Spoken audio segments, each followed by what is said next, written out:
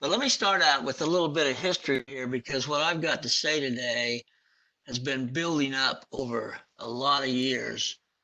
And so I want to be sure that you've got the background. It's important for us to recognize how this has all started to fall into place.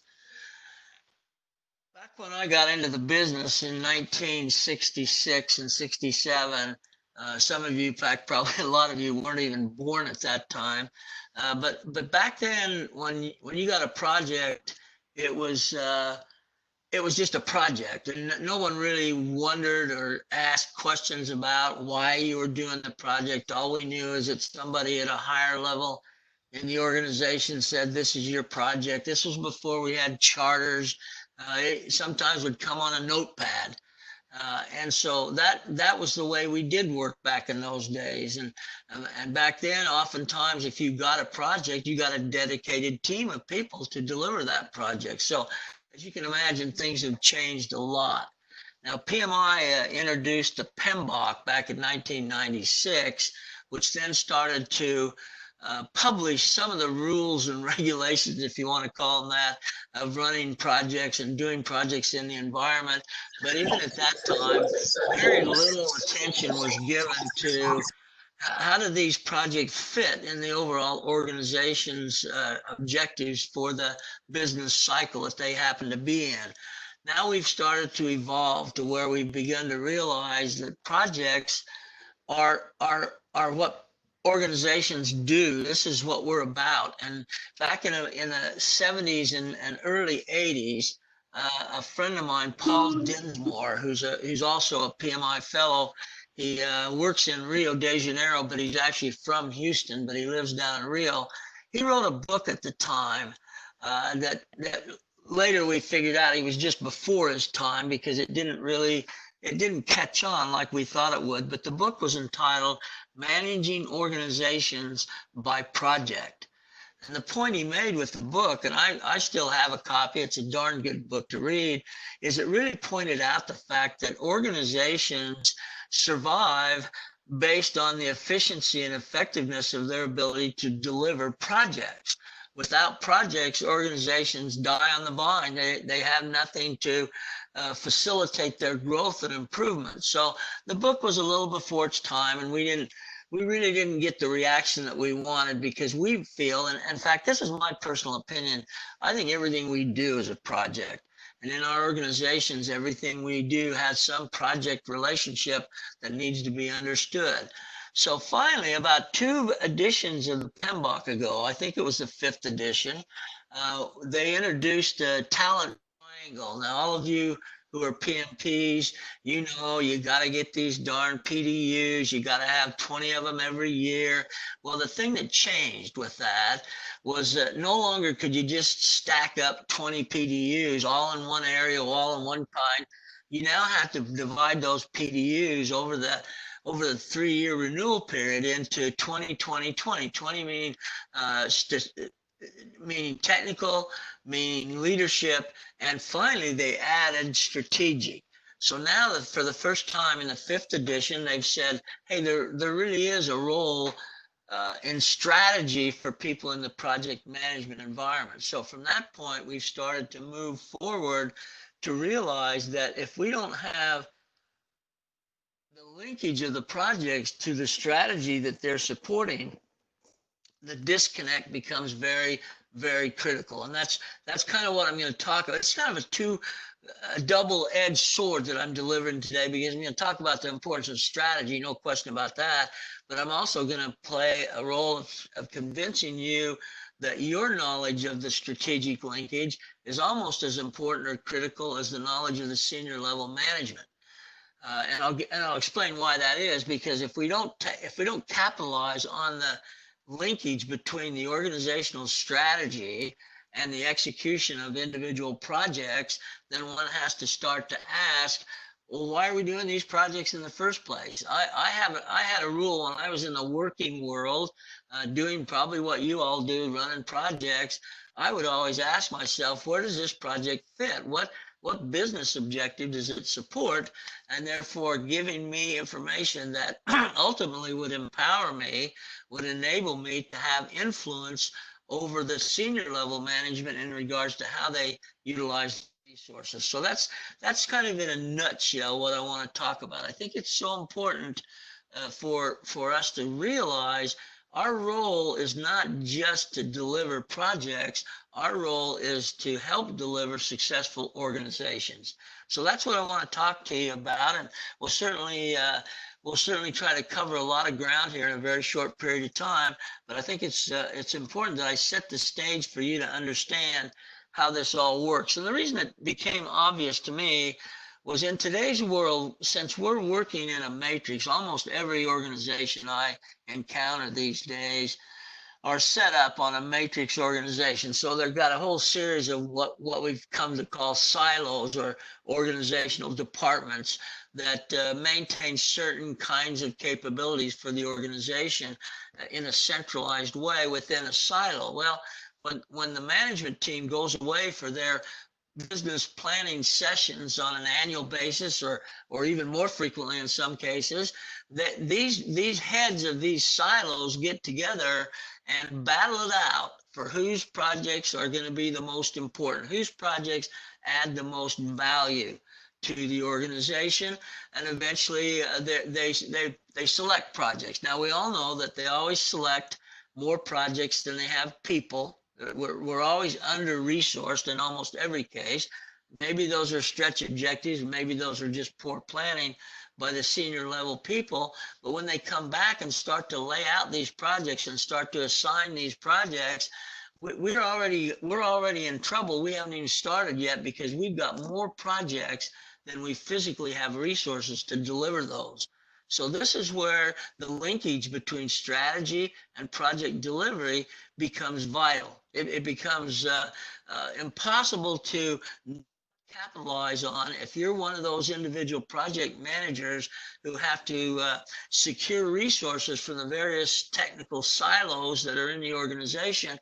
Your only leverage, unless you're really just a handsome, good-looking, fun guy, your only real leverage is how important is your project compared to all the other projects that we're supporting in the organization. And if you can't make that connection, then you're just hanging out there and you'll get what's left. You'll get whatever's available instead of what you need in the way of actual skill set capability. So that's what I want to talk about. It's a big topic, and it's one that I think if you've been reading Sunil Prashar's, the CEO's articles recently on integration and on the idea that strategic objectives need to be thoroughly thought through, you start to get the idea that he and representing PMI are really connecting on this idea of strategic linkage. So that's what I want to chat with you about today. And I hope that at the end of the day, you'll feel more comfortable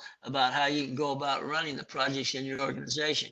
So remember, all projects have some strategic linkage. Now, it becomes a little bit more challenging in the IT world, and probably a lot of you working in the IT world these days, that seems to be where all the budgets are being spent. And when you look at the IT world, the thing that we've challenged ourselves with from a strategic standpoint is that the connection's not quite as clear, because when we start to use the agile or the hybrid as opposed to the waterfall or predictive mode, then we're looking at increments of strategy in sections as opposed to one entire project. So we start to look at that from that standpoint. But the fact of the matter is, even if I'm running the project from an agile perspective, I still know what the business wants to achieve out of it. We're just achieving it in chunks as opposed to determining the whole project in a predictive model.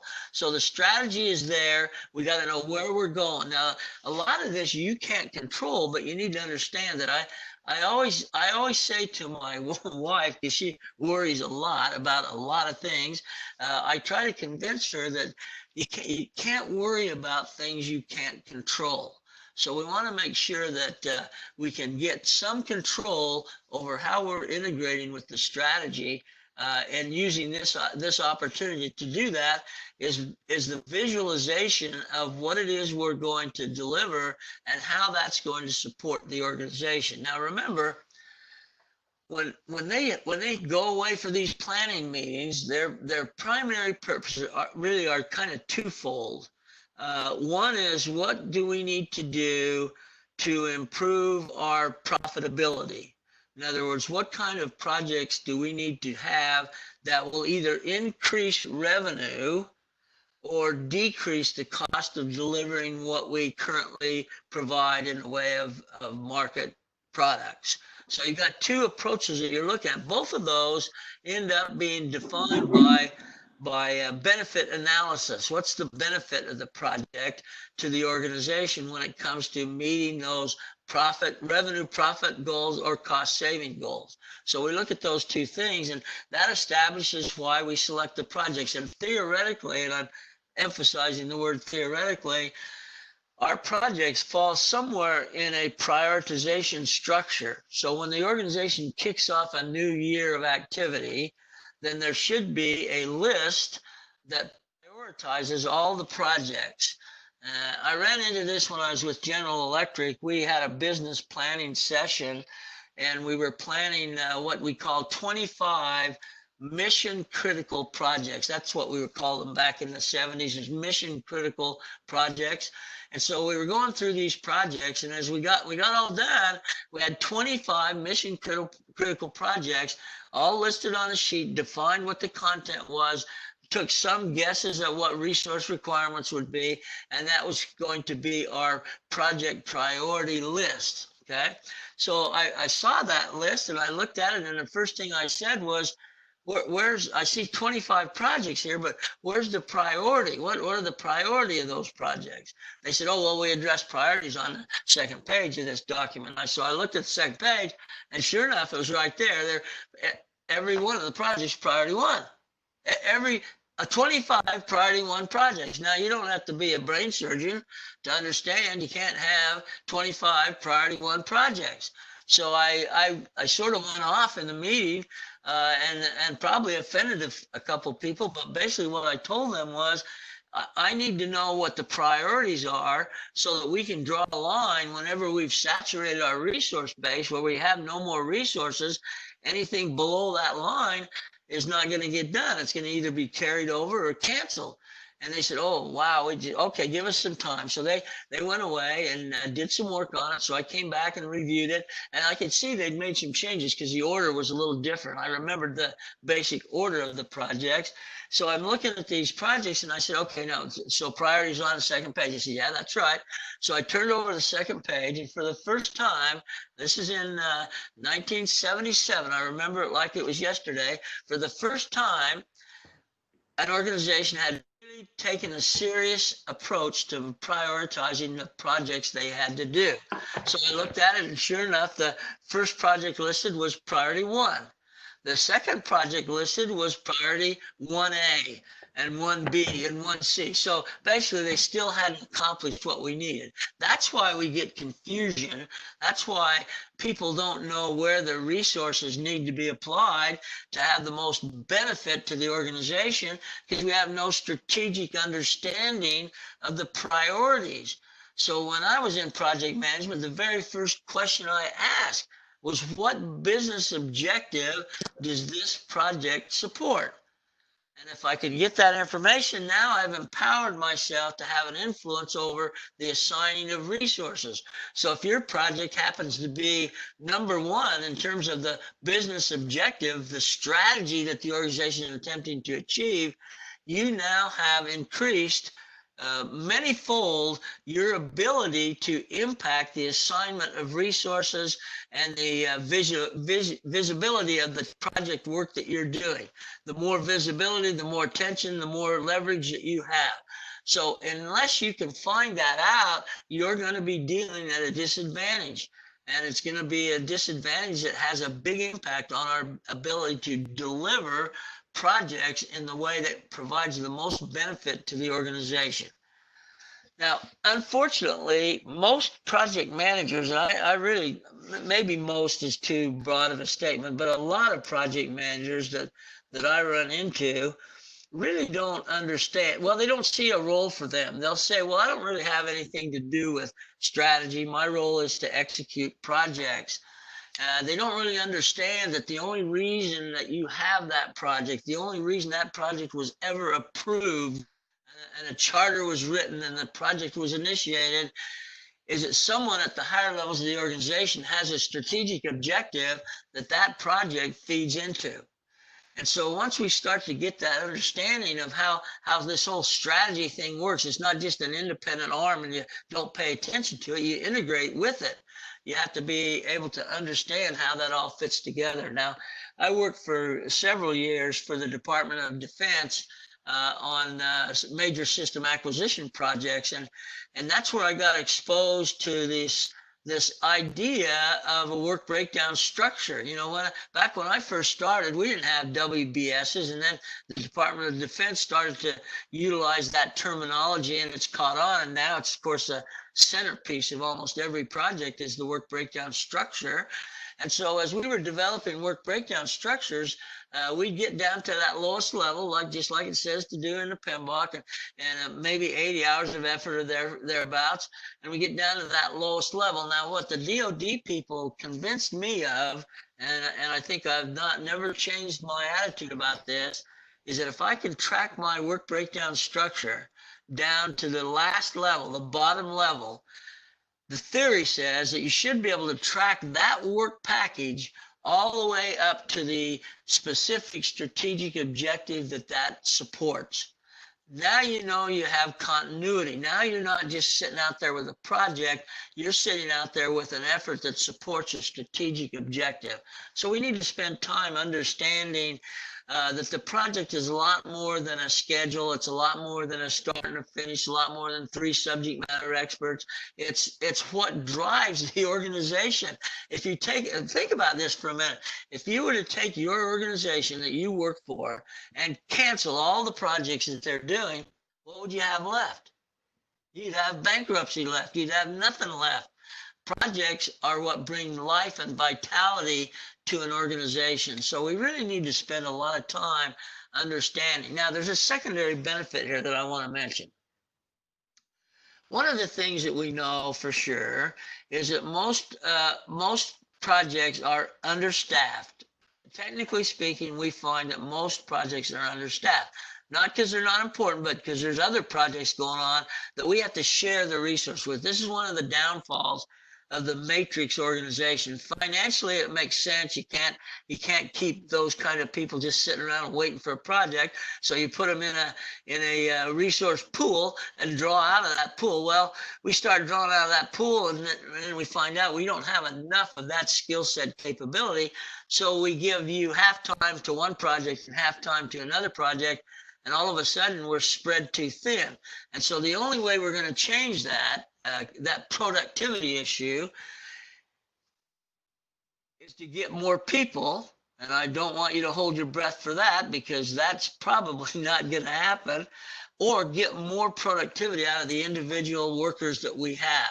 And one of the values of being linked to strategic objectives is being able to say to that person that's responsible for that work package, be able to say to them, look, you need to understand how important your work is, and track that work that they are doing back to the objectives of the strategy has been defined in the organization. And suddenly they begin to realize, hey, I'm an important player here. My work is very critical to the organization's success. So that's something that we have to do. Now, I utilized this concept of linkage in a project I was doing as a consultant in the 1990 timeframe for a medical diagnostics company. This was a German-owned company, about a $1 billion a year company. And they had been hammered in the market by Johnson & Johnson, and they decided they had to leapfrog the leapfrog. In other words, come out with a new product that's better than the one that's beating them in the marketplace. They didn't know much about that. They knew that was the strategy. The strategy was to beat the competition with a better, faster, more efficient product.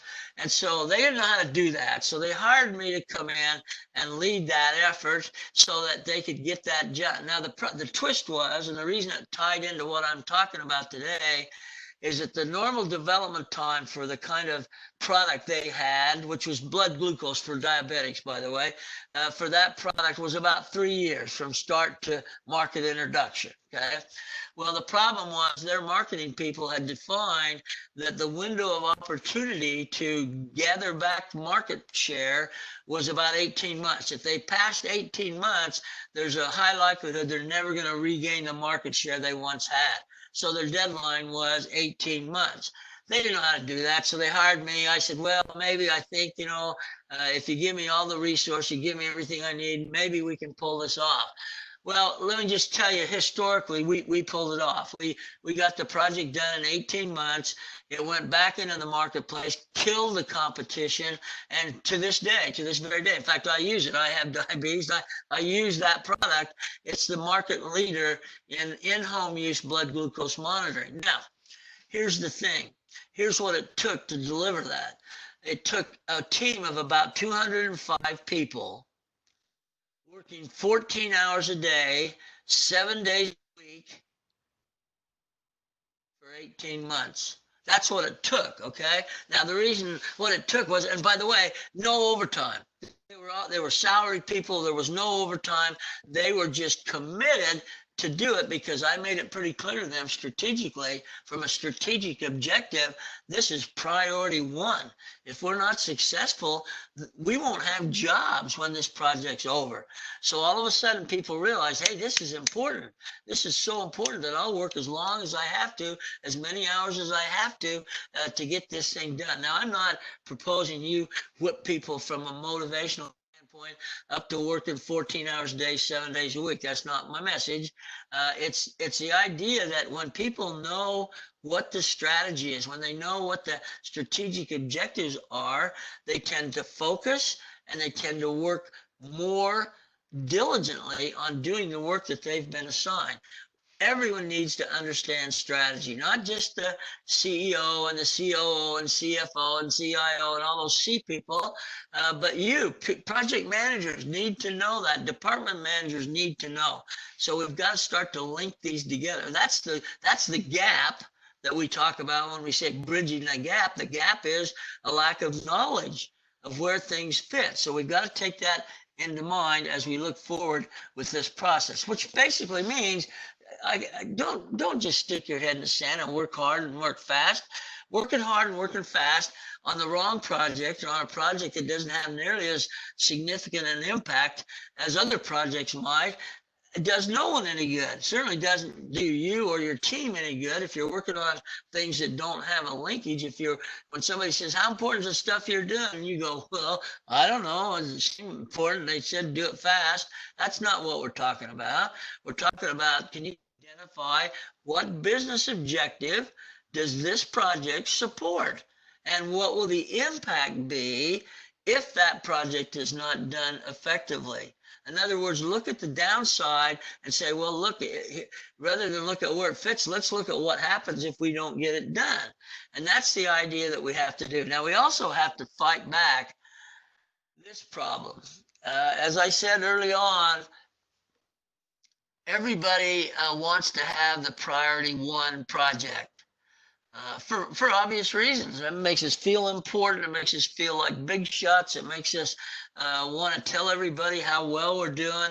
Well, the bad news is that management, senior level management, strategic developers, if you will, they see every project as priority one. Every project is important as the next one.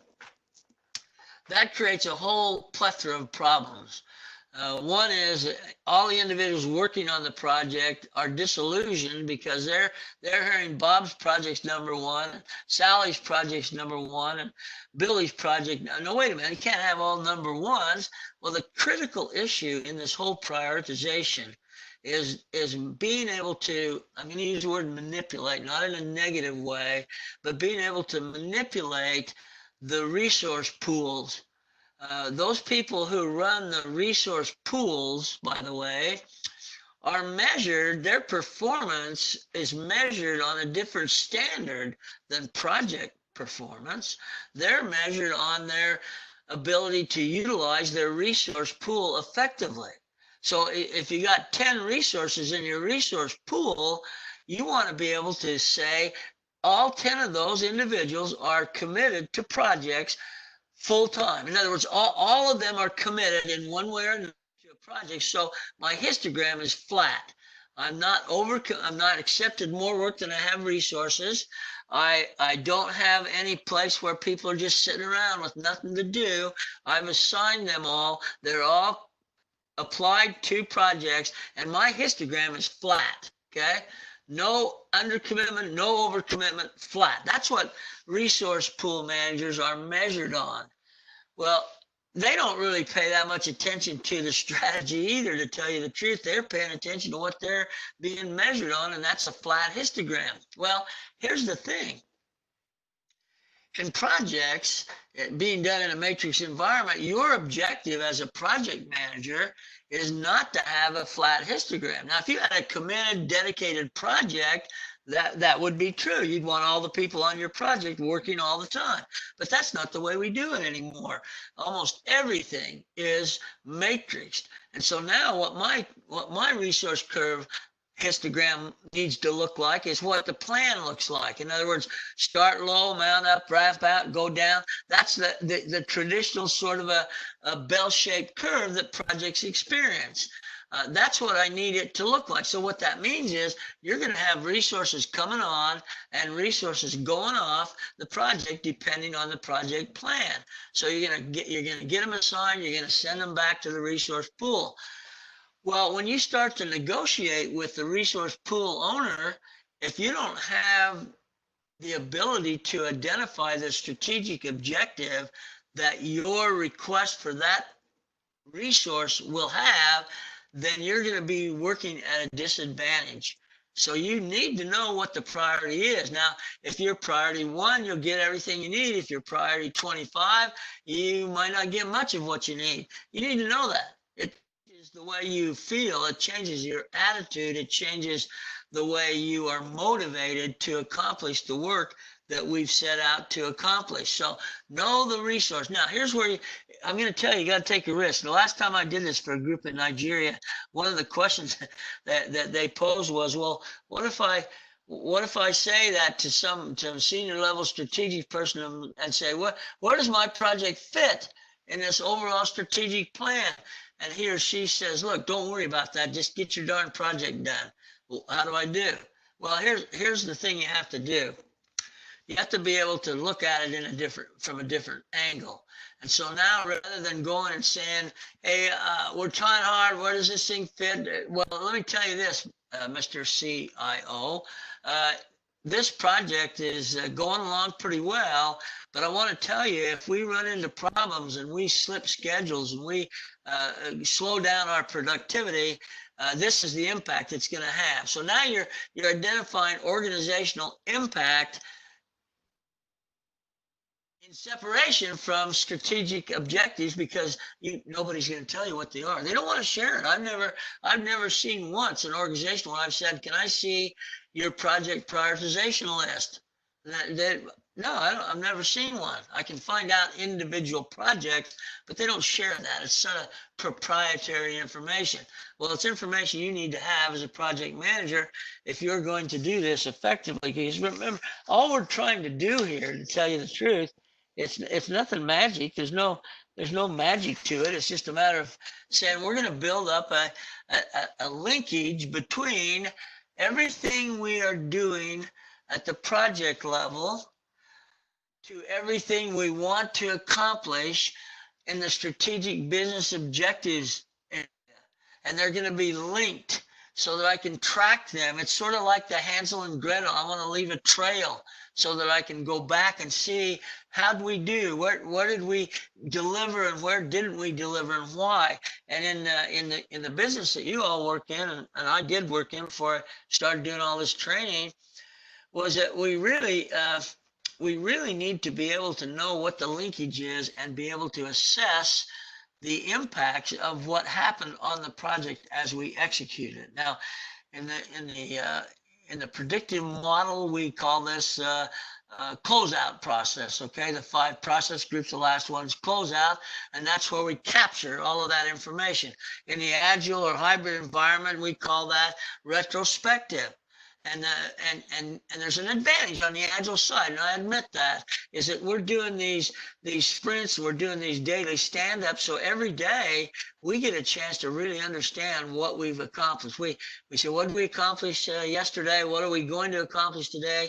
And what gets in the way of me being able to do that? That's being done on a daily basis. That's something I wished I could have been able to do in my predictive projects, but no one would make the commitments to those kinds of evaluations. But now we've got that information. It's coming in on a regular basis, and we're linked.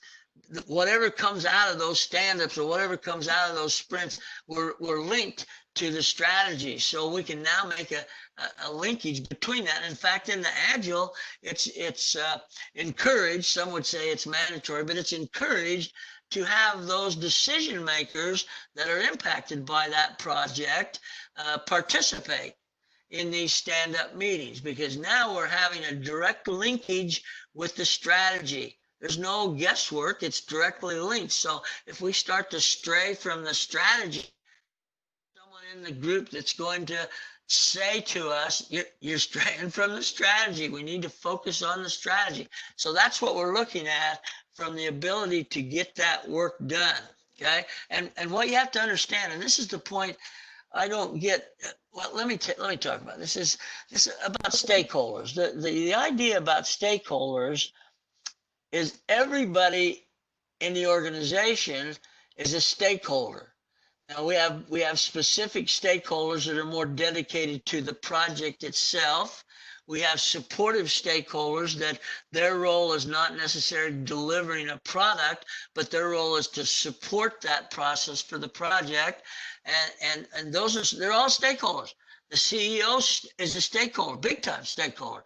And so wherever those stakeholders are, we have to realize what we need to give them is the kind of information that's necessary to make that linkage. When you look at the popularity of the PPM, the project portfolio management systems, I mean, people are coming up with those every year. There's a whole new group of PPMs on the marketplace. And what we've tried to say, and this really goes back to Dinsmore's book, Managing Organizations by Project. It goes back to that to point out to you that everything in the organization is a project. It all needs to be linked. We share information, we share resources, we share problems. And so the PPM says we're going to build from the top down or the bottom up, you can choose, but we're going to build an integrated system, a holistic view of all the work that's going on. Now, this takes a lot of front-end time. I've been working the last year or so with a PPM organization out in Ireland called Cora Systems, and they're one of many. I'm not saying you got to buy a PPM from Cora Systems. I'm saying they've exposed me to the capability, the unbelievable capacity to develop and provide decision support information that you get when you appropriately establish and operate a PPM. So all the stakeholders have all the information they need. And that's something that when we had, it turns out we kind of had this back in the old days at GE, but we did it on paper. Every one of our work packages was a document with all the charter information and anything else that we thought needed to make us be effective in doing that. But you can imagine by the time we sifted and sorted and integrated all of those various activities, you'd be reporting information a month late. We used to report to the Department of Energy 1 month after the close of the accounting month we were reporting. So we were losing 30 days of the power of having an impact on how we executed those projects. When I left my role in the Northwest Laboratory, we were reporting 3 days after. 3 days after. Now the problem was I had to get this. We didn't call it PPM, we called it Enterprise Project Management, but I had to have that written for me by our people. We created our own system, we developed our own reports, and ultimately it was very successful but it took a big investment of time and money to do that, where now there's a lot of these products that are available. Now, if you decide to give one a whirl, don't fall for that idea that they're off the shelf, plug and play. That's just not true. If they try to sell you that, then go somewhere else, because they're not being honest with you. It takes time to implement, takes time to integrate strategy and projects into one integrated holistic database. That's something worth the investment, but that has to be a strategic objective. You as a project manager, you can identify where it would be helpful, but from a business perspective, the high-level C-level people are the ones that decide what's the real value here. And that's where we need to show them what the value of having an integrated holistic system would be. So we've got these capabilities. They're wonderful capabilities.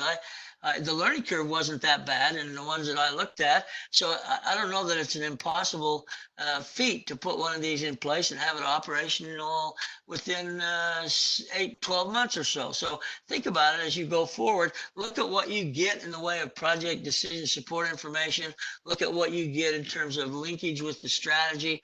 And if you can see ways to improve that, then do that. Move forward. Take the initiative. Be what I call a mover and a shaker. Make things happen within your organization. So here's the thing. We unfortunately, project management has gotten a little bit off track in the thinking that the answer to delivering more effective projects is to have more tools.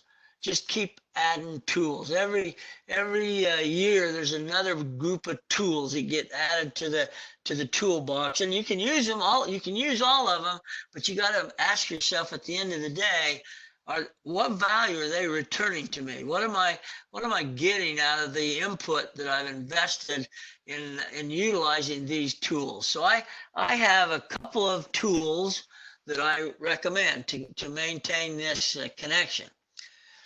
One is the WBS. Clearly, the work breakdown structure is something that's going to force that integration. Now, in agile projects, it's a little bit more delicate to make that connection, but either way, you've got to be connected. You've got to know what the connection to strategy is for your organization. So the WBS or the equivalent of is vital. To me, it's not negotiable, okay? Because that sets the stage for everything else. It sets the stage for allocating resources, for identifying time frames, to identifying critical paths using a critical path scheduling technique. I can do trending. My view is this: whatever's happened in the past will continue to happen in the future unless we do something about it. So the sooner I can predict the future, the sooner you become the strategy's fair-haired person. That's something that we got to be able to do. The sooner we know there's a problem, the sooner we can react to it. It reminds me, everything reminds me of projects. I just bought a new car, and the first day I started driving my car, I get one of my lights come on, my warning lights come on, okay? And it said air pressure is low in the right rear tire, okay? So that's a trend. What they're telling me is that you just started driving, your air's gone low, and if you don't fix it, you're going to have a flat tire, okay? So it's giving me that trending information. What's happening is you're losing air, and you can continue to lose air until it goes flat and then fix it, or you can fix it before it goes flat. That's exactly, I mean, that's as simple a term as I can put it in. We need to do trending. So when you look at your agile and you're doing your stand-ups and you're starting to see that there are certain kinds of challenges or difficulties that seem to be recurring, when you do your retrospective, you're identifying things that need to be anticipated. You can capitalize on the use of that. Now, I put in here in the toolbox something that I'm guessing probably there's not a single one of you that have used. Or if you do, you're probably not using it often, and that's the Purge Schedule. Now remember, the Purge Schedule is Program Evaluation and Review Technique. Is developed by the U.S. Department of Navy for the Polaris program. And basically all it is, and a lot of people think it's a schedule. Oh, let's do a PERT schedule. It's really not a schedule. PERT is a risk assessment tool, and it deals with identifying work components and then estimating them in terms of best case, worst case, most likely case, and utilizing the compilation of those data divided by the 6 elements, because we weight the most likely because it's the most likely. So we weight it and we add those up and we divide by the 6, and that gives us the most realistic expectation of how long that work's going to take. So we don't do enough risk management. We just don't do it. Now, it's easier to do in Agile, I think. I mean, it seems to me like it's easier to assess risk on a fairly regular basis. But in a predictive model, what I've seen is we do risk up front. We do some risk assessment of anything that have major impact on our ability to deliver the project. But then we get on with it. We start doing the project, and if a risk occurs, then we'll take some time to address it. But otherwise, we don't anticipate those risks. We don't think about those risks ahead of time. So we need to incorporate that. Now, here's another lever that I want you to be aware of. Talk about risk. If you can identify and quantify the impact of a risk event occurring on your project, and therefore then link it to the impact it will have on the strategic objective it supports, you've just gained a lot of credibility. And not only credibility, you've gained the opportunity to get help from those people that are supporting that strategic objective. Anybody that's responsible for a strategic objective, when confronted with the idea that if we don't do something, we're going to deliver 2 months late, you're going to get some help. You're going to get some attention in terms of overcoming the risk event that occurs. So we need to do that as much as possible. We need to report regularly in some format that's reasonable. The problem we have with the PPMs, and I've seen it already in the ones that I've dealt with, the problem we have is that they can generate too much information. In other words, if we're not careful to identify levels of reporting and we just report everything, then you're inundated with information. And now I can't make the connection back to the strategy because I have so darn much information. When I went to the national laboratory up in Richland, Washington, my role was to implement project management in a national lab. That had never been done before, so I was excited about that. But when I got there in August, mid-August, I was told that I also was going to be responsible to liaise with the project control officer from the Department of Energy downtown, in the downtown project control office. And so when it came time, I didn't have a chance to participate in the preparation of the report, but I was going to be the delivery boy. And so it came time, I asked my admin, bring in the report, please. And it comes. And I looked up from my desk and I was shocked because he was pushing a hand truck. If you remember his hand, if you ever moved or done anything heavy lifting, he was moving in with a hand truck, and it had a stack of the perforated computer paper. Some of you may be old enough to remember that, about 5 feet tall on the hand truck. And I said, what in the world is that? He said, that's our monthly report that we send down to the DOE. Now, the DOE was managing a sum total in our lab of $300 million. Now, this is not It's not a lot of money, okay? Maybe it is to you and to me, but in the scheme of things, it's not a lot of money. So I said, I just don't believe this. We got to go talk about this. This is ridiculous to have this much information being sent down, okay? So I look at that, and we head on down. I deliver it. I come into his office. We introduce each other, get to know him. Nice guy, good old guy with a pickup truck and a gun rack in the back, and he's fun to talk to. Finally, I turned to the report and I said, Frank, I said, what's this? He said, well, you're asking me, you brought it. It's the monthly report. I said, I know it's the monthly report, but what is it? Why is it so darn big? Why in the world do you need this much information to manage this laboratory? He said, well, I've got 12 project control officers who swear by this report. They believe it's what enables them to be effective. In fact, they've come to me in the last month and asking about maybe doing some more. Now, just so you know, we're reporting at the 7th level already. And so they were thinking about going down another. I said, no, we're not going to do that. We're going to look at this in a way. I don't think they're using it. I don't think you guys are using it. There's no way they can be using all this information. And we argued about it for a little bit. And finally, I said, look, let's have a wager. I'll bet you that if I can prove your people aren't using this report, that you'll allow me to raise the level of detail one level. He said, fine, but he said, you're not going to be able to because they swear by it. So we went back. So time comes for September now. September, I have the ability to prepare the report. Now, I can't change the report because I haven't proven anything yet.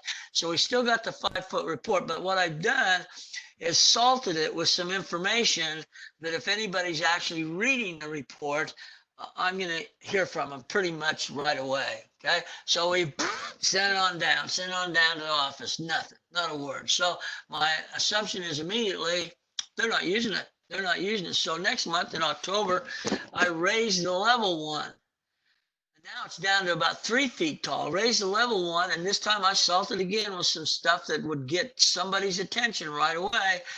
Set it on down. Nothing. Okay, well, now I'm getting tired of the game because I'm proving my point over and over again. So finally, on the 3rd one, it's down now to about 18 inches high. I salt it one more time, except this time I salt it with some information about his family, his mother and his sister, and send that on down. So it gets on down, and within 5 minutes of it getting there, I'm getting a call. Now, we didn't have caller ID back in those days, but I knew who it was. And I said, hey, Frank, what's up? He said, I'll tell you what's up, Lee.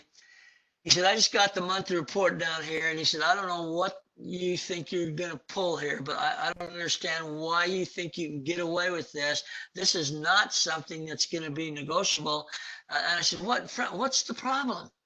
He said, well, I'll tell you the problem. I said, I've had this thing so long, 5-10 minutes looking at it. And the thing is, he said, Lee, this used to be a lot thicker. So the point was, he hadn't read it. And so by the time I left there in 1981 to come here to Columbus, Ohio, we were delivering a 24-page report. So we had gone from 5 feet to 24 pages. Now, the point I want to make with that is having the PPM is a beautiful thing. Okay? Having an information system that captures all these projects and the relationship they have to strategy. The problem is you've got to manage the data. You only want to do what you need to do, what adds value. Leave the rest in there. It's all in there if you need to go pull it out to confirm or to look at some trend information. You can pull it out of there, but when you're reporting up, you want to keep it focused on the key issues. And one of those would be potential impact on any strategic objectives. Now, that's not going to be in the information system per se, but you're going to have that definition in your mind, and clearly you'll be able to make that connection. Okay, so tools, common sense tools, use them. Don't abuse them. The only thing that's common that I've run into lately is that the common thing is there's no common sense. We're not taking a realistic view of what it is we're trying to get done. Okay, and so we've got to look at it from that perspective. Now that means that the waterfall, whoops, I'm not getting any focus here on my, no slide advance. What have we done?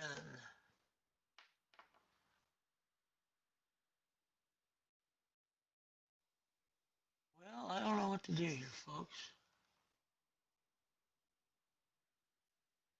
Well, let's not worry about the slides unless we can get something taken care of here, which I don't think it seems to want to let me do. Let me talk about the slides that are left on my presentation. One is talking about waterfall. Your management can get you a copy of these slides. I think I provided it to them.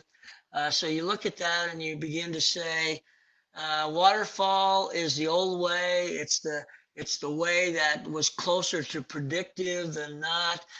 It's sort of not, it's not being phased out. There's still organizations that do it. They certainly do it in a hybrid mode where we can mix the agile and the waterfall in some carefully constructed way.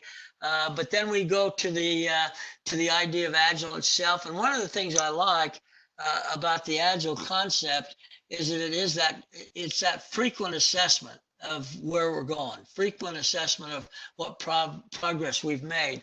And so the evolutionary approach to requirements development. When we used to talk about predictive all the time, I'd say the biggest problem with project management in a predictive mode is poorly defined requirements. I must have said that for 15 or 20 years, poorly defined requirements. So in a way, the Agile begins to give us a way to deal with that issue in how it all plays out for that particular project. So we let that work its way forward to where it looks like we're going without a real focus when in fact we're not. So the Agile concept is caught on. Now the PMBOK, the 2000, well, the seventh edition of the PMBOK was going to be out in July this year. Now it's going to be out in January.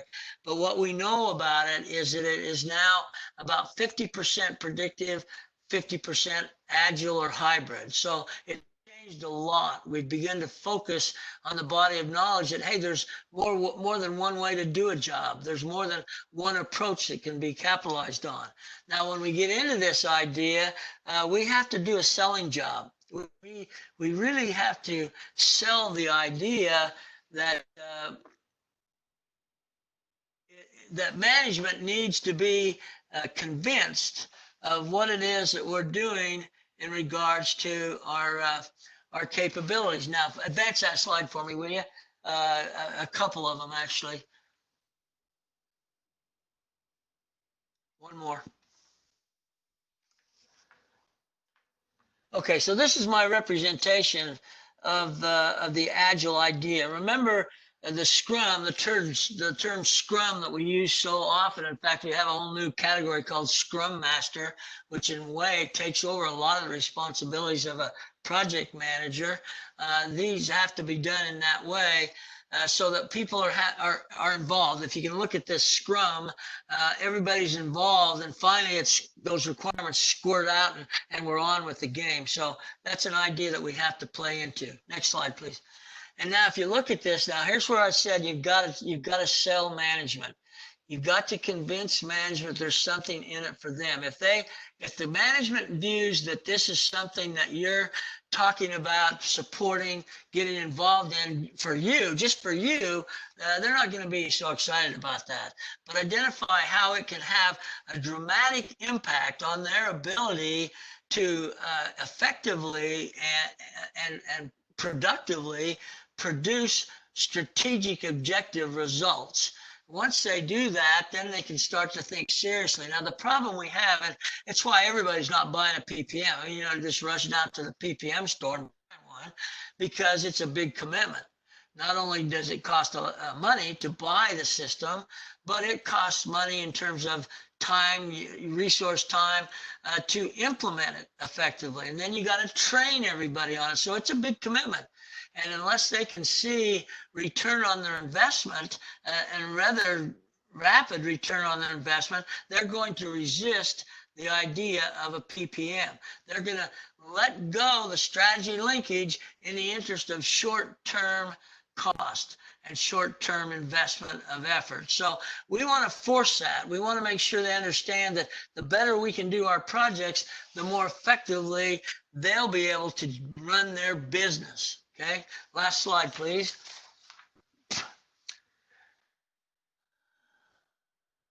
So we're coming up on the end of our time together. It goes by much too fast. So I'm really sorry about that, but I hope you've gotten the message. My view is this, and I've seen this happen, that that a project manager who over focuses on the delivery of his or her project really becomes engrossed in the delivery of their project without understanding the linkage to the strategy of the organization, oftentimes is sorely disappointed when they deliver the project and aren't recognized for their outstanding contribution, because it may be a third level strategic linkage. It may be something that we don't really need until 6 months or 8 months from now, but you didn't have that linkage, you didn't understand that. And then the other thing that you need to do is that you need to create an environment where you look smart. I mean, even if you aren't, but most project managers are, but even if you aren't, you need to look smart. And to look smart, you need to talk about the linkage between your projects and the organizational success in delivering on the strategic objectives. Okay, that's really all I've got to say in this short amount of time we have together. I hope you found this useful, and I hope that it'll add some value to what you do in your organization.